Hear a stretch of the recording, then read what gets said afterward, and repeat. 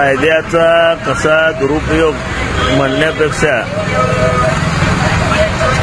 कायद्याबरोबर कसं खेळलं जातं आणि कायदा कसा कुचकामी ठरवला जातं हे बघितलं आपण पाहतोय की या ठिकाणी बरेच विक्रेते आहेत. मागं मोसंबी विक्रेता आहे, समोर लसूण विक्रेता आहे.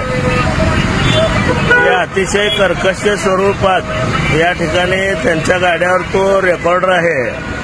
रेकॉर्डिंग केले की तो सारखं तेच वाजत असतं जे काय रेकॉर्डिंग केलं ते, आणि येणाऱ्या जाणाऱ्याचं डोकं उठवून ठेवतात. या ठिकाणी सरकारी ऑफिसेस आहेत. इकडं गुरुभेट आहे, मागं शिक्षण खात्याचं ऑफिस आहे, जिल्हा परिषदेची कार्यालय आहेत. असं असताना पोलिसांना हे कसं काय दिसत नाही.